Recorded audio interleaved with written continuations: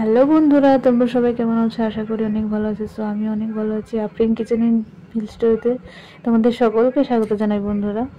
তো দেখে নিশ্চয়ই বুঝতে পারছো বন্ধুরা আজকে কি রান্না হতে চলেছে। সো তোমরা প্রথম থেকে শেষ অবধি ভিডিওটা দেখতে থাকো, আশা করি অনেক ভালো লাগবে। তো এই যে আমি আজকে ইলিশ মাছের ঝোল করব, একদম পাতলা ঝোল। তো খেতে কিন্তু অসাধারণ হয় বন্ধুরা এরকমভাবে রান্না করলে। তো আমার কাছে তো এটাই ভালো লাগে। তো প্রথম থেকে শেষ অবধি দেখো বন্ধুরা তোমরা। তার জন্য এখানে আমি দুটো ইলিশ মাছ নিয়েছি, একদম মানে বেশি বড় সাইজের নয়, আবার একদম ছোটও নয়। তো এখন বেছে ধুয়ে পরিষ্কার করে এখন আমি একটা পাত্রে তুলে নিচ্ছি। তুলে নেওয়ার পরে এখন আমি এগুলোকে নুন হলুদ মাখিয়ে রেখে দেবো 10 মিনিটের জন্য। তো তোমরা দেখো বন্ধুরা, দেখতে থাকো। এখন আমি দিয়ে দিচ্ছি হলুদের গুঁড়া, এখন আমি দিয়ে দিচ্ছি লবণ। তো এখন আমি এই সবগুলোকে মাখিয়ে নেব, নুন হলুদ সমস্ত মাছের গায়ে মাখিয়ে নেব।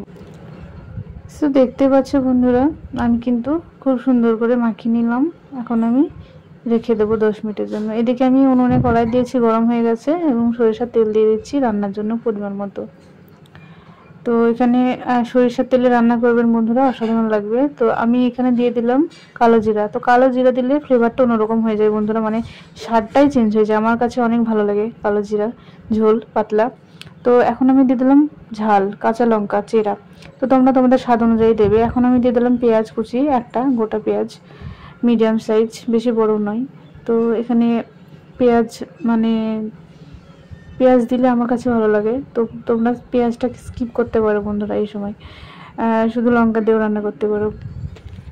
আর এই যে আমি দিয়ে দিলাম স্বাদ মতো লবণ, হলুদের গুঁড়া, ঝালের গুঁড়া। তো ঝালটা তোমাদের স্বাদ অনুযায়ী দেবে, লবণটা ঝালটা। তো দেখতে পাচ্ছ এখন এই সবগুলোকে আমি নিয়ে নিচ্ছি। তো নিয়ে নেওয়ার পর এখন আমি পরিমাণ মতো ঝোলের জন্য পানি দিয়ে দেবো। একদমই সাধারণ রান্না বন্ধুরা, দেখতে পাবে তোমরা।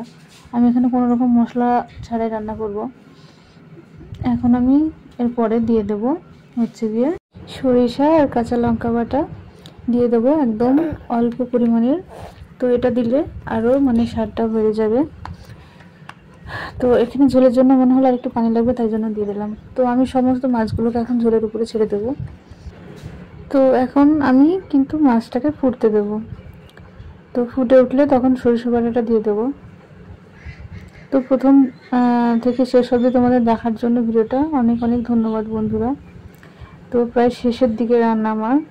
সো তোমাদের অনেক ধন্যবাদ বন্ধুরা। তো আমার চ্যানেলে যদি তোমরা নতুন হয়ে থাকো বন্ধুরা, অবশ্যই চ্যানেলটিকে সাবস্ক্রাইব করে দেবে এবং পাশে থাকা বেল আইকনটিকে অবশ্যই প্রেস করে দেবে।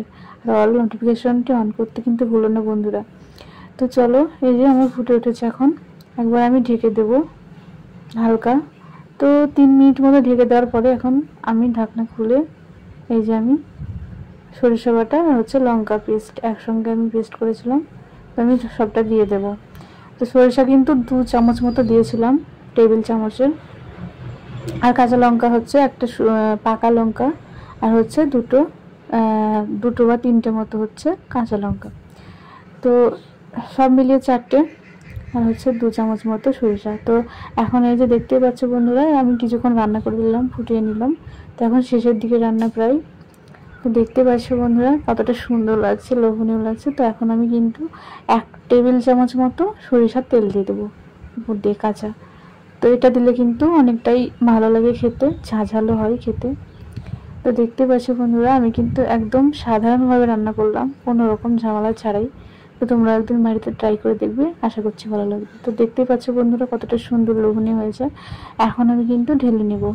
সো চলো বন্ধুরা, এখন আমি খেয়ে দেখবো কেমন হয়েছে। রান্নাটা কিন্তু আমি আগে অনেকবার খেয়েছি, অসাধারণ লাগে। তো তোমাদের যদি ভালো লেগে থাকে বন্ধুরা, বাড়িতে একদিন হলে ট্রাই করে দেখবে, অসাধারণ লাগবে। তো ভালো লাগলে ভিডিওটা অবশ্যই লাইক কমেন্ট অ্যান্ড শেয়ার করবে বন্ধুরা। তো চলো একটু খেয়ে দেখাই কেমন হয়েছে। তো তোমাদের শেষ অবধি দেখার জন্য ভিডিওটা অনেক অনেক ধন্যবাদ মন থেকে বন্ধুরা।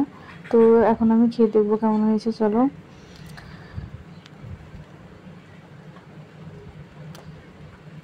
তো অনেক ভালো হয়েছিল বন্ধুরা খেতে। তো তোমরা একদিন ট্রাই করে দেখবে বাসাতে।